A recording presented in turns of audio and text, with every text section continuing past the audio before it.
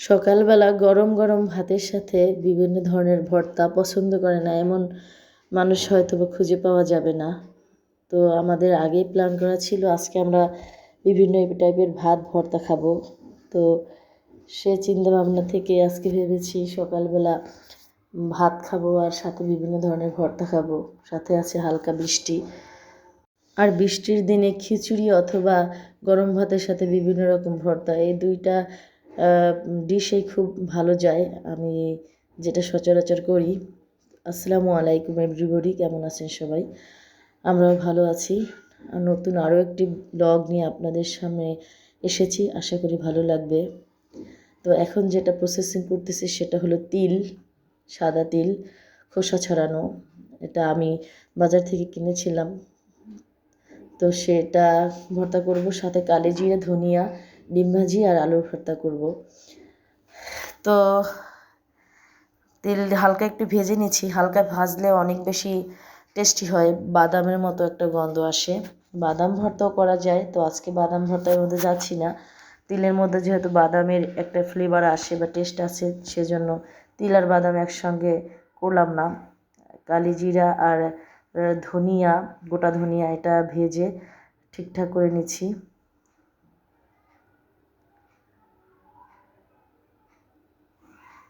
ধনিয়া হালকা ভেজে কে কে খেয়েছেন জানি না, এটা খেতে কিন্তু অনেক টেস্টি আর শরীরের জন্য ভালো। যত ধরনের গায়ে বিষ ব্যথা, ধনিয়া আর কালো জিরাতে, এই দুইটা প্রোডাক্টে কিন্তু আপনাকে কমাবে। এদিকে সবাই আমাকে তাড়া দিচ্ছিল কখন হবে, কখন খাবো, কারণ বেলা অলরেডি 8:30, 8:45 মতো বেজে গেছে। আর এখন তো ক্ষুধা লাগারই কথা, আর আমি একা একা খেয়ে হারাই ফেলতেছিলাম। ওদের চিল্লাচিল্লি, আবার মাহির বাবা খাবার চাচ্ছিল।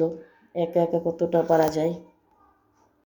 হেল্পিং হ্যান্ড না থাকলেও ভালো, একা একা নিজের মন মতো কাজ করা যায়। হেল্পিং হ্যান্ড থাকলে এটা সেটা করো, এটা আগাই দাও, ওটা আগাই দাও, এরকম বারবার কথা বলতে হয়। তার চেয়ে বরং নিজে যতটা পারি ততটা দ্রুত সেরে নিব। আর এদিকে মানুষ সব অপেক্ষায় করছে কখন ভর্তা হবে, কখন খাবে, যেহেতু বেলা 8:30, 9টার মতো বেজে গেছে। সবার আর ধৈর্য ধরে রাখতে পারছিল না, আর বারবার আমাকে নক করছিল, তাড়াতাড়ি করো, তাড়াতাড়ি করো।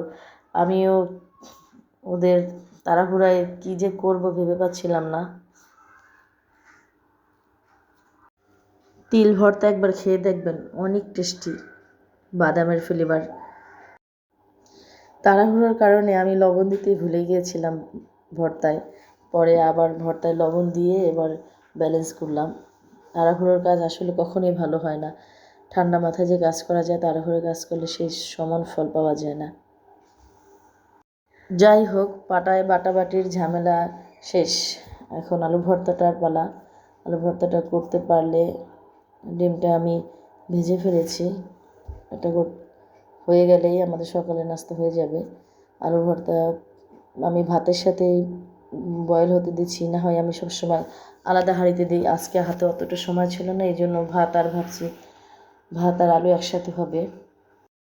এত গরম ছিল, এই গরমের মধ্যে আলু ভর্তা করতে গিয়ে আমার হাত পুড়ে যাওয়ার মতো অবস্থা, কিন্তু কিছুই করার নাই। গৃহিণীদের তো এগুলো সহ্য করে সংসার করতে হয়, এগুলোর মধ্যেই অরিজিনাল সুখ।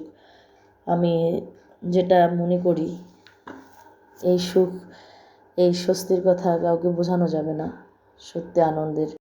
এদিকে ভর্তা হতে না হতে পাবলিক এসে হাজির।